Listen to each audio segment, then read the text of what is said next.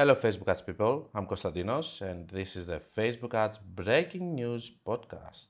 Hello, guys, and welcome to another podcast. This is podcast number 76.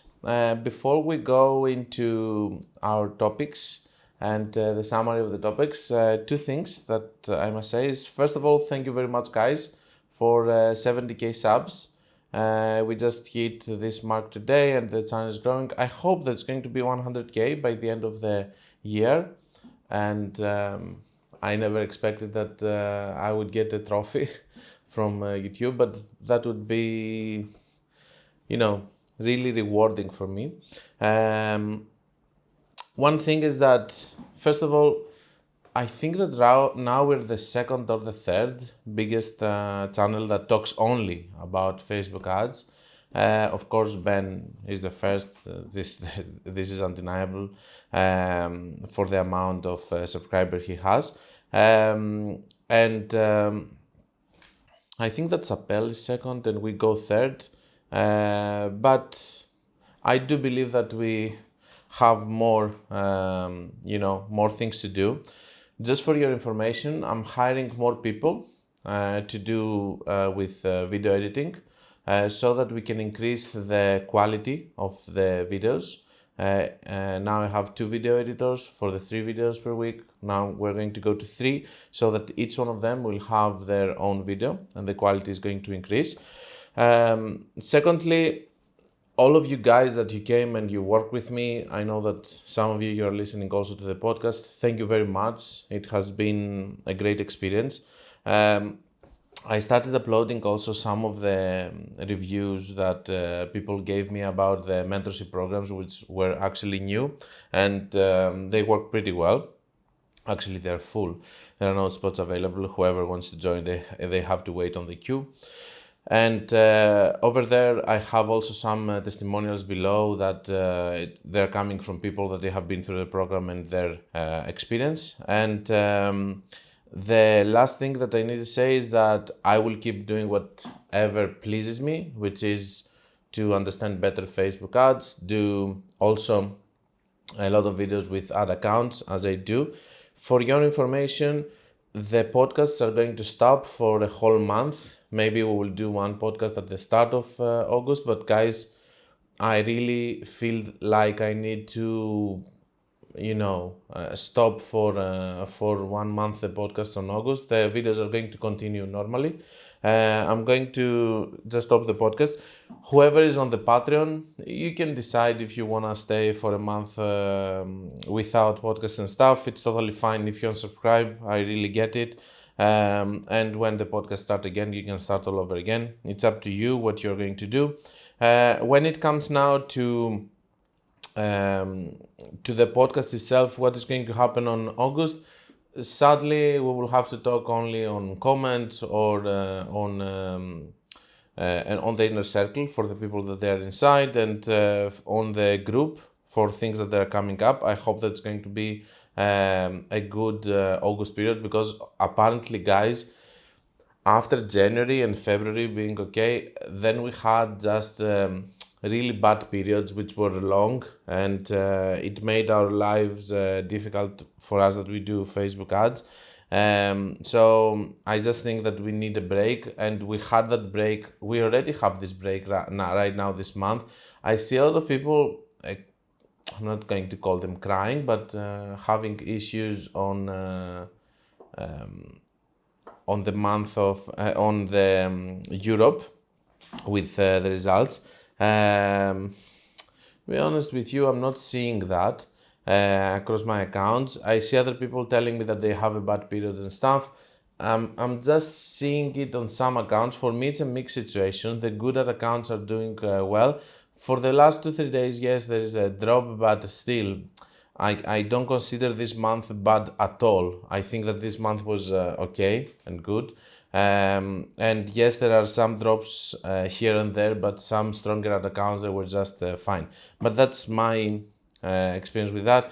On the inner circle that we do discuss about these things with other freelancers also that they have many accounts, I can tell you that they, in the previous week, when I asked them, they told me also that they are doing pretty well with their ad accounts. So in general, I think that people managing several other accounts, they're positive for this month, and we'll see what's going to happen on July and August.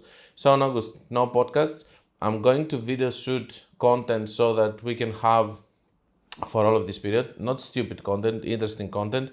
I just did the one video shooting yesterday, and I'm going to do another one today. There are several interesting topics like the daily loop theory, explaining it more in ad account, some more optimizations, talking a little bit about 20% things that we covered here, but things that we cannot cover here because it's about showing ad accounts. In general, I think the content is going to be good and it's going to be entertaining for your vacations. That's all I had. Let's talk a little bit about the summary of what we have today.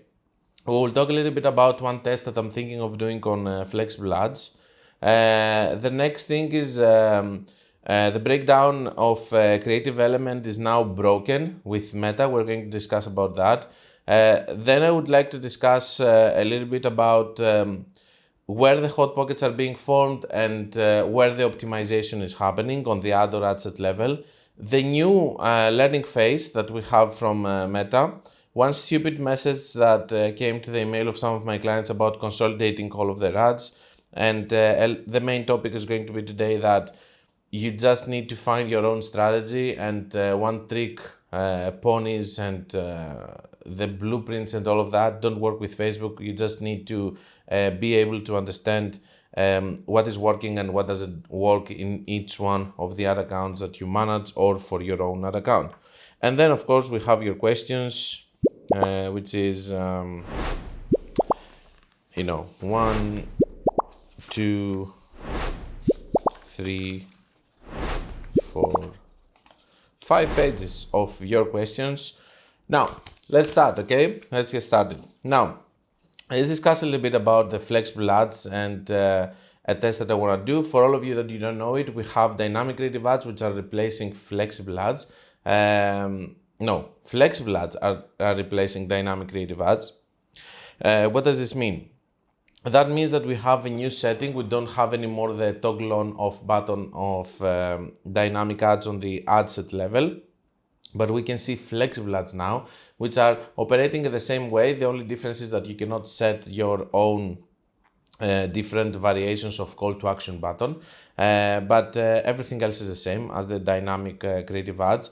And one other major difference that I have seen, at least, I don't know if it's going to be like this by the end of the rollout of the changes, but for sure there is a message that says that they're going to be replaced. So this is not just a change that they do across some accounts, it's just a final decision that they're going to replace them. The thing that I have seen is that now, back in the day with the dynamic creative ads, you can create only one ad. It wouldn't let you create more. Now I can see that you create more than one. So a test that I would like to run, it would be doing an ad set that you're having 4 creatives per ad, per flexible ad, and then you have 4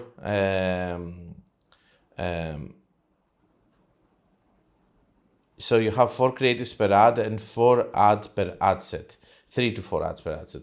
So what I'm thinking is this. What if instead of adding 10 creatives, so you have 10 creatives in just one ad, what if we do 4 creatives in flexible ads with one ad, then another ad with 4, then another ad with 4, then another ad with 4. And in that way, you're going to have better chances of actually having a good combo happening there, or 2 combos, instead of adding all of the 10. Now, if you have a very big budget, I think it doesn't matter. You can add all the 10. But if you have smaller budgets, I think that this is a test that I'm already running. I don't know if it's going to work well, but I think that you should test it also. On flexible ads, I'm just saying again, the number of ad sets, it's up to you. You can do your CBO with the number of ad sets that it's working. Instead of you adding 3 to 5 creatives with a single ad, what if you do flexible ads this time and you add 4 creatives with 5 copies? Copies don't really matter. If you break down the results, you're going to see that the copies are always getting sales. All of them are getting sales. There is just rare cases that you will see just one copy stand out. But when you break down the results on the creatives, you will see that there is one creative that it's winning all the other. So do 5 copies, it doesn't matter. Just do 4 creatives, 5 copies, 5 headlines, and then do another 3 ads like this in just ad of a single ad set. And then you can run it with crazy method, or you can run it with different interests per ad set and stuff. In whatever combo it's working in your ad account. If you have a CBOs that are working with 104 ad sets, go for that. That's my test. That's what I wanted to tell you about flexible ads and how I'm going to do it. Maybe you can try it also and let me know.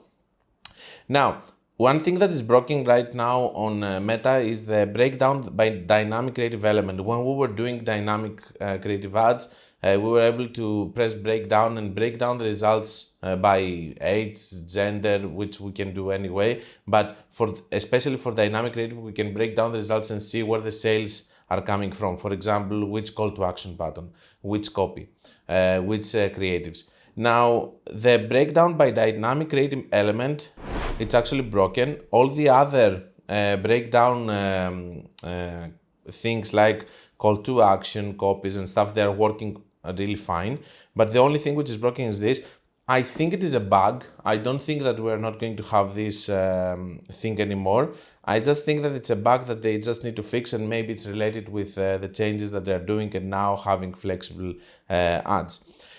Now, one topic that I really covered in one of my videos recently, and I wanted also to bring it on the podcast, is since we are having now this new concept with the learning phase, I was watching the learning phase, and you can see that we are having the number of purchases that we can have. I created a video also by this. I went in one ad account that was asking for 50 purchases. In another ad account, it was asking for 10. So the smaller the budget or the less the events that you're getting, it's giving you the chance of actually optimizing with less events. Because my beef with the learning phase before, it was that in smaller ad accounts, learning phase is useless because you will never reach 50 events.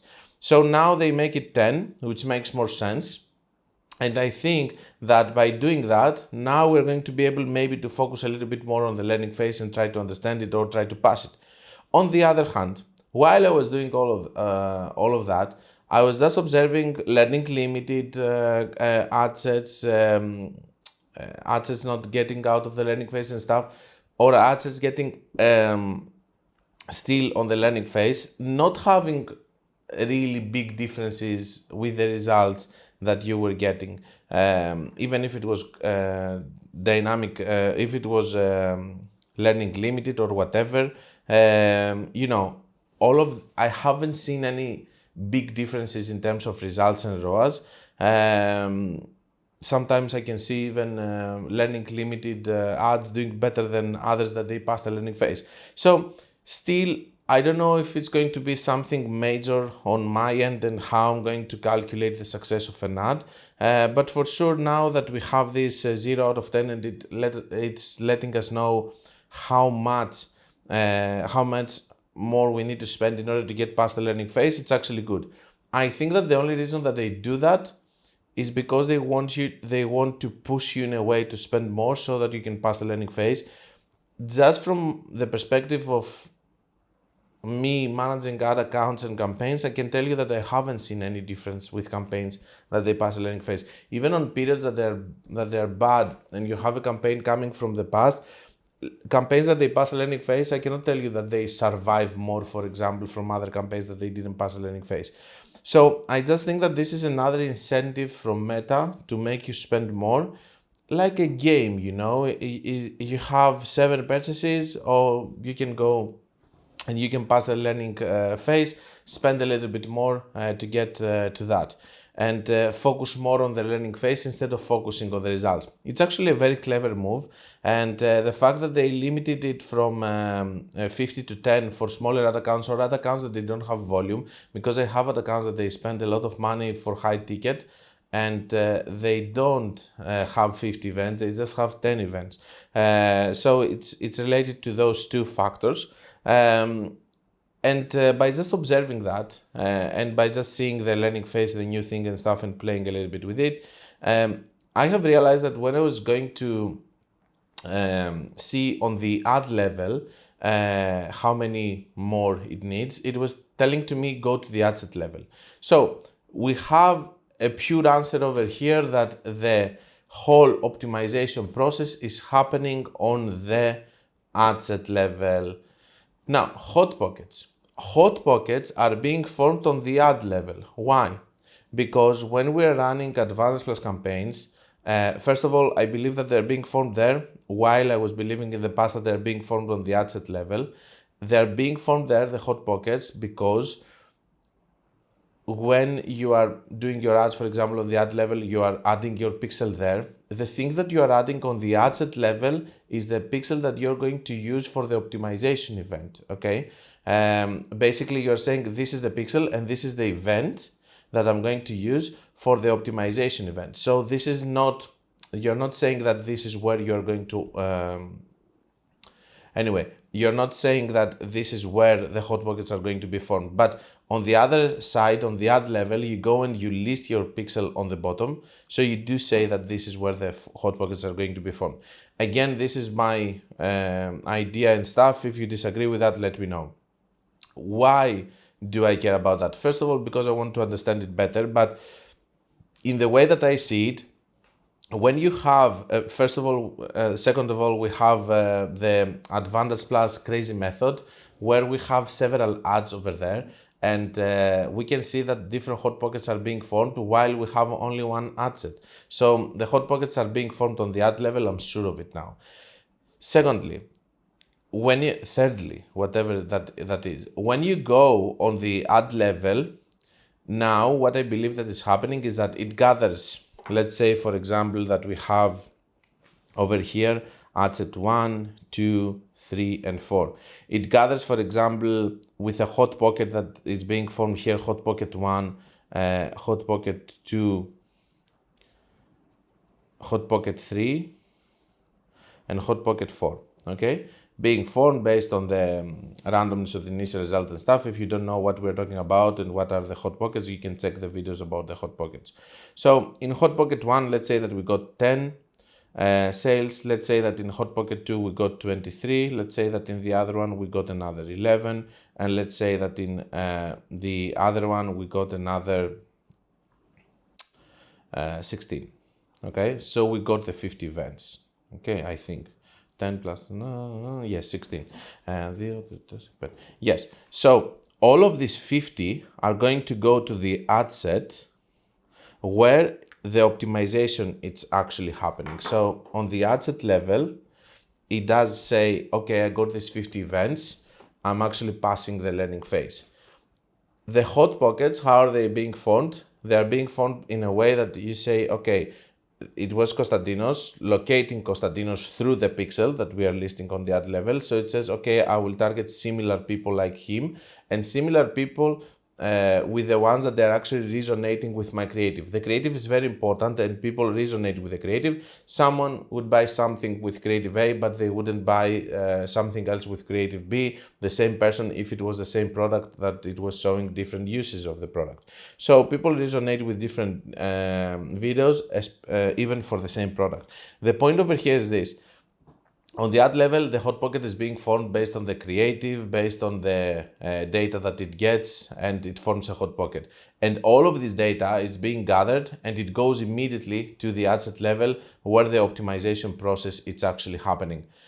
Why do we have dominant ads on advanced plus campaigns? Because of this reason. Because if you want to have optimization on the ad set level, the hot pocket which is being formed on the ad level cannot be formed across 5 or 6 ads. Each ad has its different hot pocket, and basically what is happening is that we have a dominant ad over there so that the majority of the data is going to come from one ad. And this is happening also on CBO campaigns, but we have spread on the budget on the different ad sets. This is why it's working completely different on CBO. On CBO, you're having spread of the budget with your general budget on CBO, among the ad sets. And with the Advanced Plus, you have dominant ads on the ad level because you just have one ad set. And this is why I don't understand why they did the new changes on the Advanced Plus, adding more than one ad set. But anyway, so over there you have one, because basically the ad set needs to actually optimize with one hot pocket if it's possible, instead of having several hot pockets. That's why in the past dynamic creative ads were working better than having normal ads over there. But I think that the technology from Meta became better to, even if you have different ads in an ad set, to be able to pinpoint into one and focus in one. The reason that it's focusing in one is because it's getting data, it's creating a hot pocket, and then it has to send all of this data to the ad set level to continue the optimization. But the hot pocket is actually being formed on the ad level. I hope that it's not going to be really complex. I hope that I'm explaining it properly, because in my head, I think that it's clear now. I'm pretty sure that I messed up explaining it during this podcast and stuff, but I also created a video about it, and we can discuss anything that you want in the comments. Now, I got a very stupid message. One of my clients got one stupid message that Meta says, consolidate your ad sets for greater efficiency. And we have these messages coming from Meta all the time. And the stupid part over here is that while they are sending these messages, they don't care at all about the success of another account. Let's say, for example, that you have another account with 20 campaigns. Just because this guy, according to Meta, is an idiot, but he's your client, Meta, and you have 20 campaigns. What are you proposing? That he has to close all of his campaigns and just run one campaign? Do you realize that this might mean that his whole account is going to be destroyed? I just want to let you know that Meta is just a company that it's operating for its own benefit, and it's not a charity organization. Whatever they are sending to you is just an effort to sell you something, okay? To try to sell you more and more. Even the learning phase, as I said, it's something that's going to try to make you spend more, and they don't care if this is going to be efficient or not. Obviously, they do care if they have a good algorithm which is working, but they do already have that. So everything else is their effort of trying to sell you something. And yes, like every normal person, for example, there are scammers on the internet that they do sell courses. The courses do nothing, but they convince themselves that they are helping people. The same is going to happen by Meta. They are going to convince themselves that they do it for your own good. For example, who can come? Konstantinos is a negative person for saying something about the learning phase progress over here, and but I'm not just suspicious. I'm just sure of what I'm saying about trying to make people spend more. All of the Meta reps don't have any knowledge. They're just salespeople that they try to sell you from awareness campaigns to traffic just to make you spend more.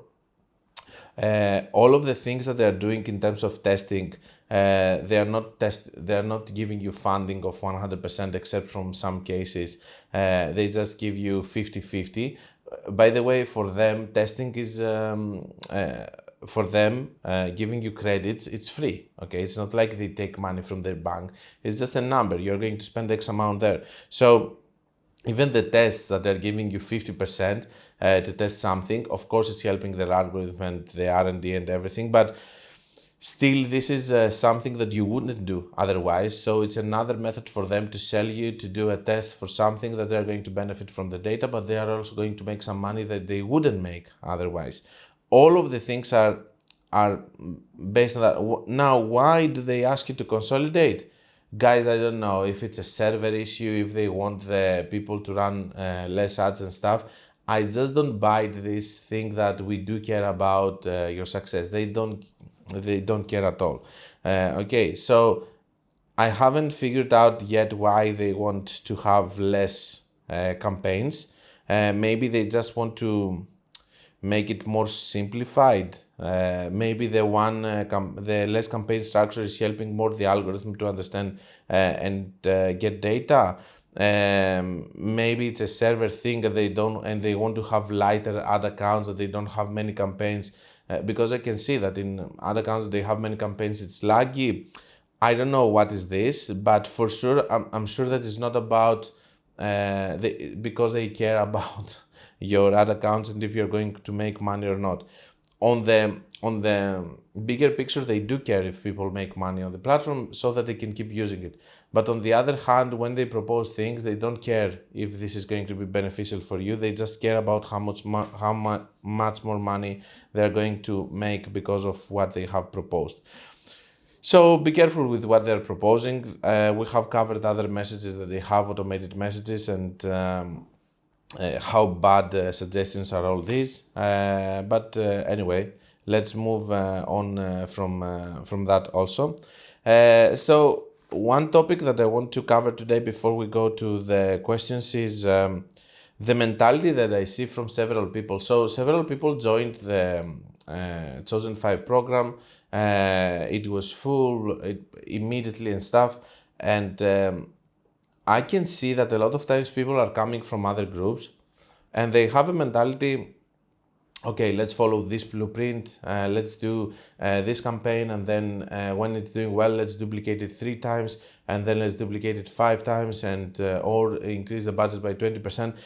All I'm saying, guys, here, and what I tried to do with them, and it actually worked because their other accounts did much better, is that if you just follow a blueprint, that means that you don't understand the platform. The whole point over here is to understand the platform and each single button.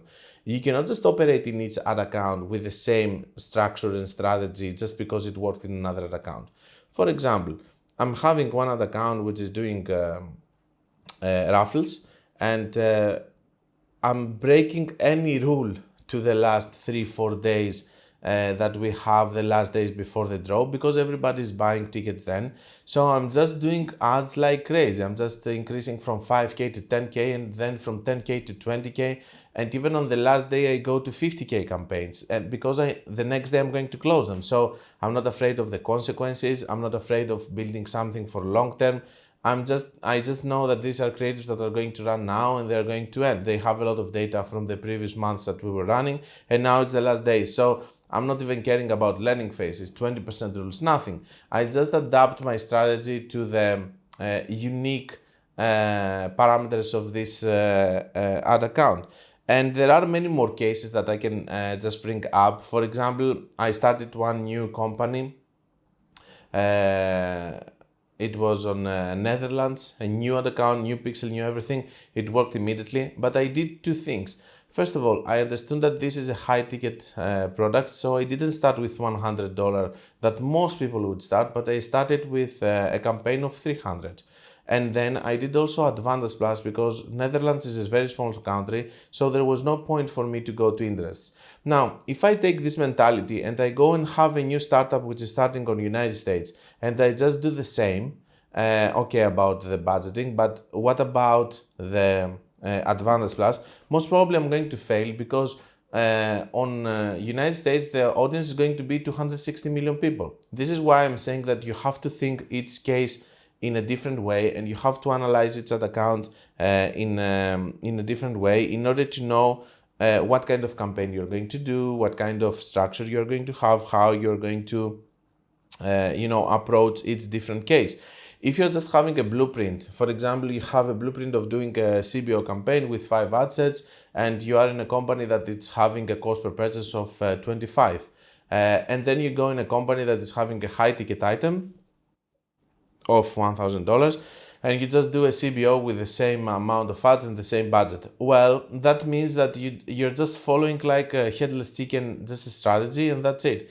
You need to adapt your strategy to each one of the different cases. And all of these months, because the channel was growing, I met more and more people, and I worked on their ad accounts, good ad accounts. And I have seen crazy stuff from freelancers and from prestigious agencies that they were running even traffic ads, for example, and retargeting, optimizing for link clicks, and running only retargeting, some crazy stuff from 2015. I was wondering why. And why are we approaching all the ad accounts like it's the same thing, and we do the same thing again and again? Just because you have an agency and you operate like a factory that is doing ads and you have so many employees and stuff. And I know that maybe I'm never going to scale to the numbers that agencies are doing by selling a service and do millions every month. But at least I know that I will have a good service, instead of just saying, okay, we took 10 accounts this month, let's run to all of them one ABO for testing, one CBO for scaling, and one retargeting. I think that whoever is, and maybe I'm going to fail also on other accounts because I didn't find the right approach, but at least I'm going to try it not with something that has been served across all of my other accounts.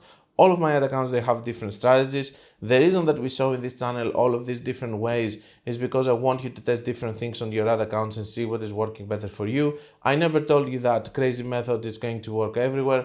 The only thing that I said about crazy method is that if you have an ad set which is actually working with volume and good ROAS, most probably on crazy method, it's not going to fail if you know how to optimize it properly. But all the other things that we're discussing, when you should start your ads, why am I discussing earlier where the ads are actually creating the hot pocket or where the optimization is happening, because I do care to understand it more. If you have a mentality of following a blueprint or whatever, or you're trying to find a magical solution, that means that you're not going to do anything with your Facebook ads.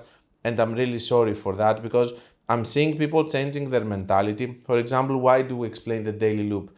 Why do we explain that you need to scale with different campaigns? Why do we use ChatGPT and do math in order to understand how much we are risking every time that we're scaling with 20% to make a mistake? All of these things are happening because we don't have an approach which is just a blueprint and one trick that we do everywhere and it's actually working.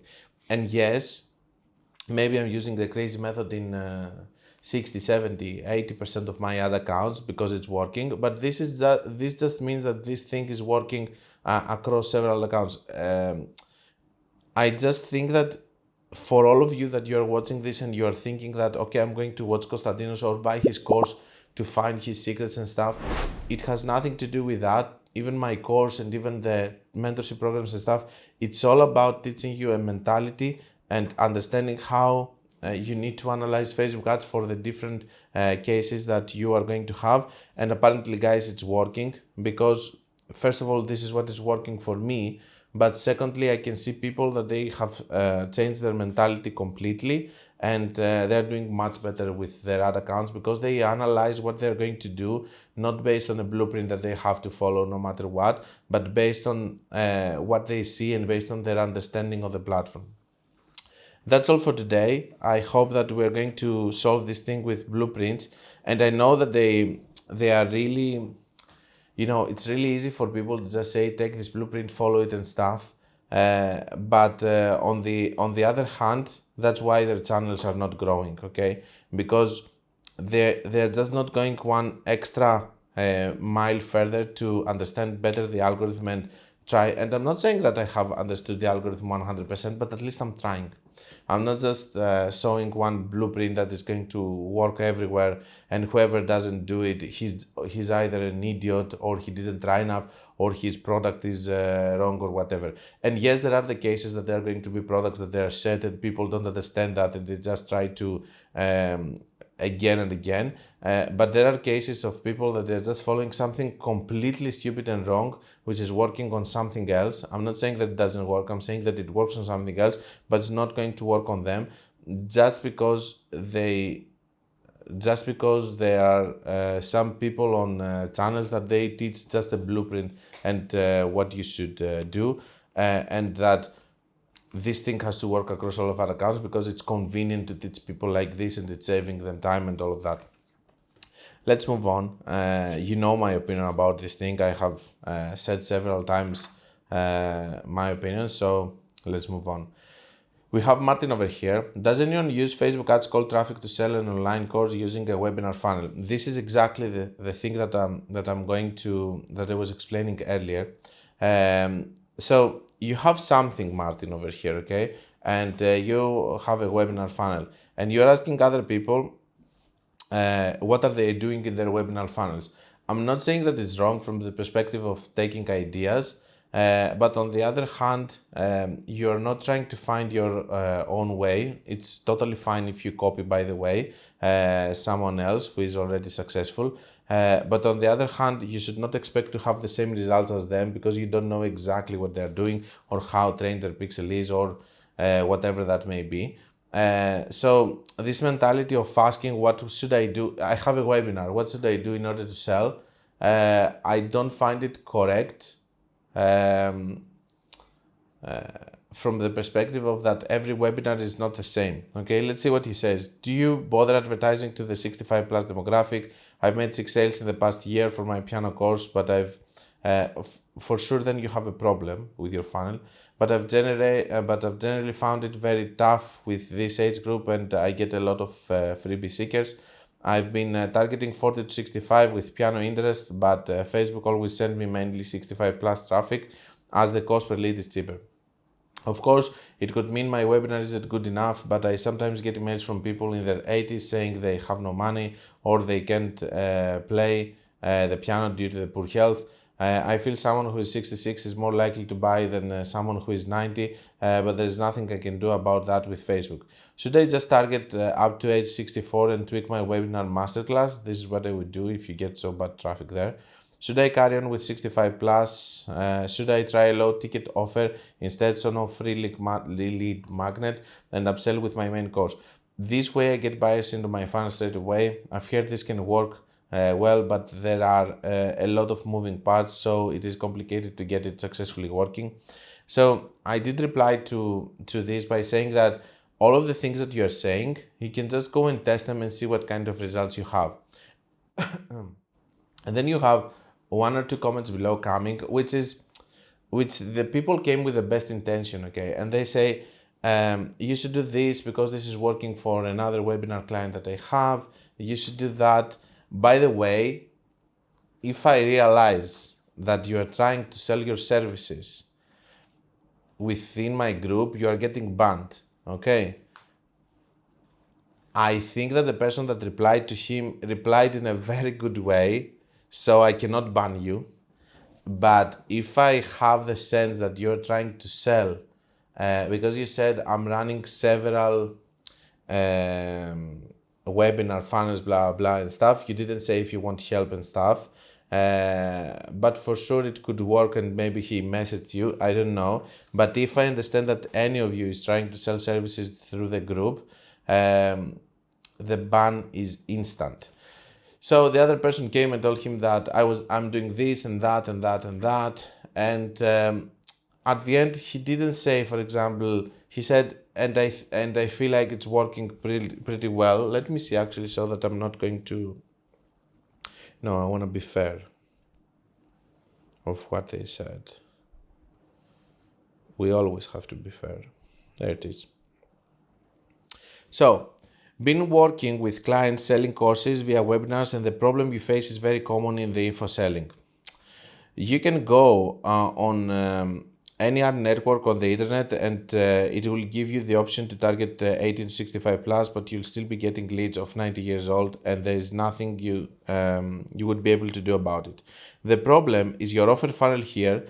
You can craft in the way you get the leads from someone whose age is 70 maximum. Anyone above wouldn't be able to become a lead. That's just one possibility of getting relevant leads, even if you target 65 plus. Here's what happened. Facebook or whatever ad network you use will try showing your ads to the people who are most likely to become your lead after you change the funnel. It will feed data to Pixel and show ads to the profiles based on the data it gets. It's all about feeding to your Pixel the type of audience you want, and it becomes possible when the funnel is designed properly. The front end offer funnel is also an option for you, working very well for one of my clients. However, we were doing a webinar funnel and we had no age limit, but the conversion rate here on the front end is phenomenal. So we find it better since it's working better than webinar ones. But again, if you try a front-end funnel, make sure you craft it in a way that gets you a relevant audience, because it's always your funnel. Traffic is not the problem. One small change at the funnel side can change the type of traffic you get. Okay, so to be a little bit fair, it looks like a sales comment, but I'm not going to say it's a sales comment. I'm going to go with the best intention to that. Secondly, if you have these clients and you talk from this authority, totally respect. I have nothing to say, but on the other hand, I just feel like that on your message is missing a little bit the part that you say you have to try all of this and see if it's going to work for you and all of that, because just being sure about something in completely different funnels, it's not okay. But to be fair with you, I don't disagree with what you said. Then he says, should I try a free PSD, blah, blah. Please bear in mind, almost all the traffic coming into my funnel will be cold traffic from Facebook ads. I will slowly grow my audience on YouTube when I have more time and I can get Facebook ads working. So again, here we have a situation of something not working. You observe the data, you see, and you break down the funnel. You are starting making changes. You see if it's working or not. Sadly, that's the part of it. Now, if you were running ads for 1 year and you got only 6 sales, that means that you haven't done enough testing on this period. Next one. Hello Konstantinos, thank you very much for your work. Since I discovered a week ago, I consumed all of your content, all your content possible in just 1 week. It sounds like did you see also all the podcast? As a beginner e-commerce, I'm doing a lot of testing. Over the past 6 months, I have spent around 15K and just broken even with approximately 400 sales. That's not bad. I think I wasted a lot of time because before discovering your content, I was just testing with the old ABO method, targeting by interest. The quality of the free content has really done the job. I will join your program because I'm stuck here at break even and need a path to clear follow. Thank you very much. One thing, if you're just running ads and you're breaking even, that's not the end of the world, because it means that you can improve with your funnel. It means that you're having something selling, and it means that you can go eventually with a better pixel and have better results. The problem is when you're starting and you're having 0.5 ROAS and you want 4. It's not going to happen. That means that even from the first week, if you do that and then you try something else and you're getting the same, you're not going to be able to improve. You have to work on your numbers, the company numbers and all of that. I can tell you for sure that it's not going to work like this. So it's good that you're breaking even. Now you can actually start working on improving the ROAS.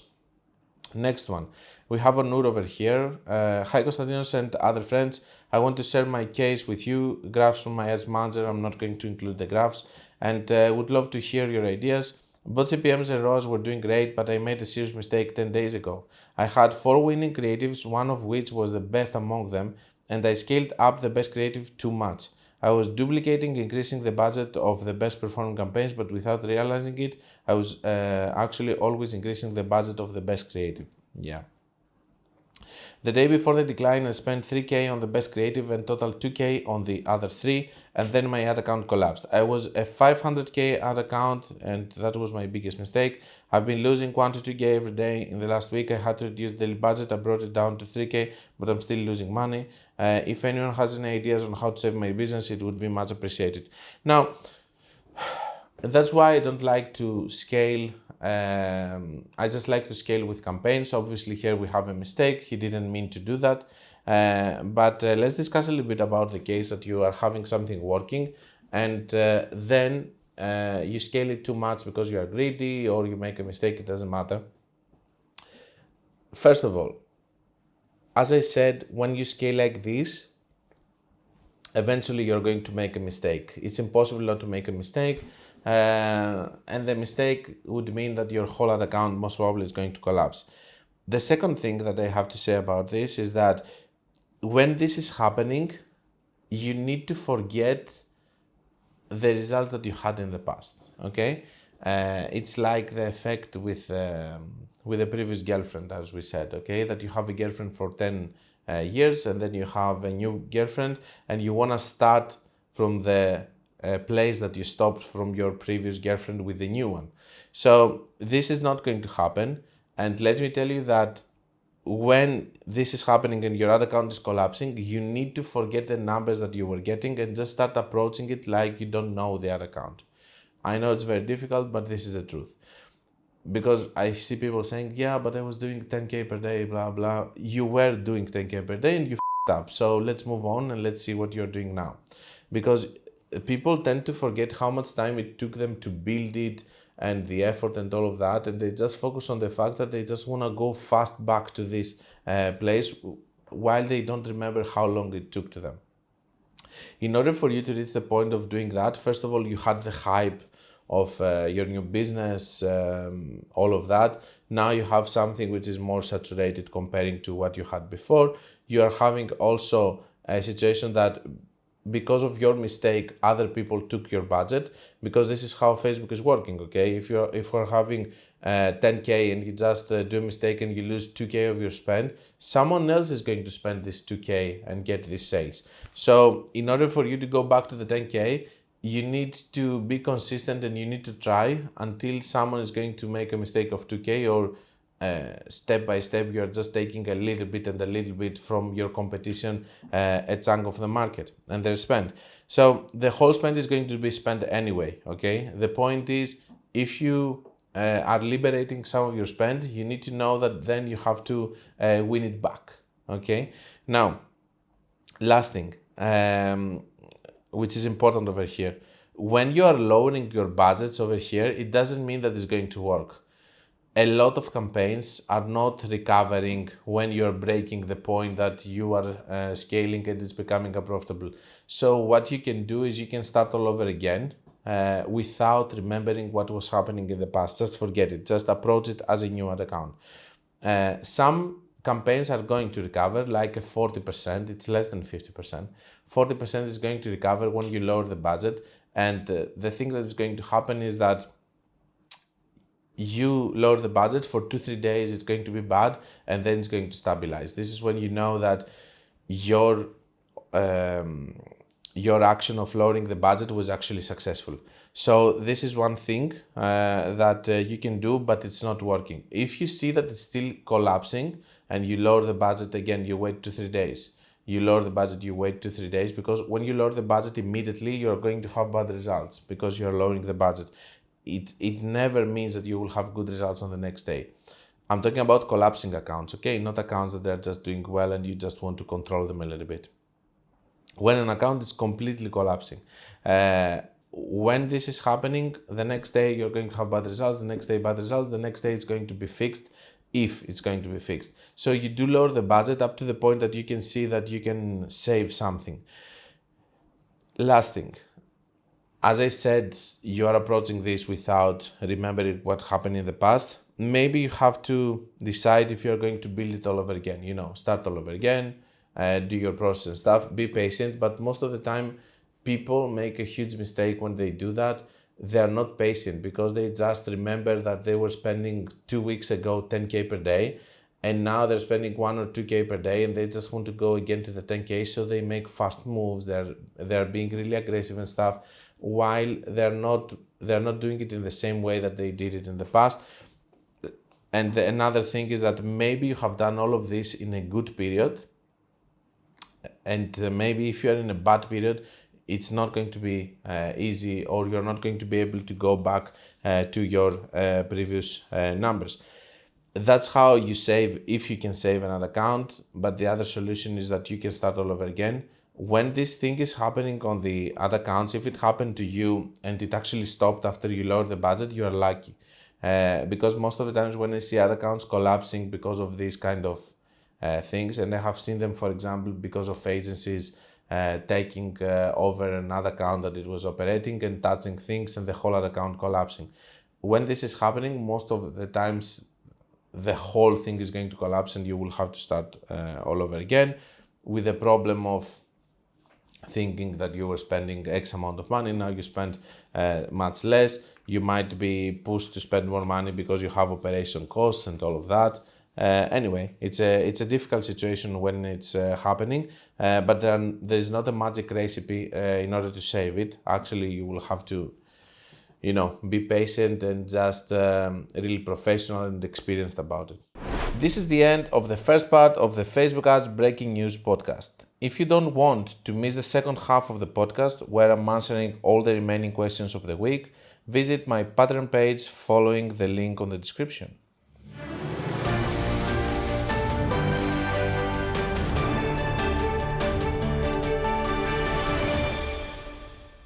This was the Facebook Ads Breaking News podcast. Like it or not, it is what it is.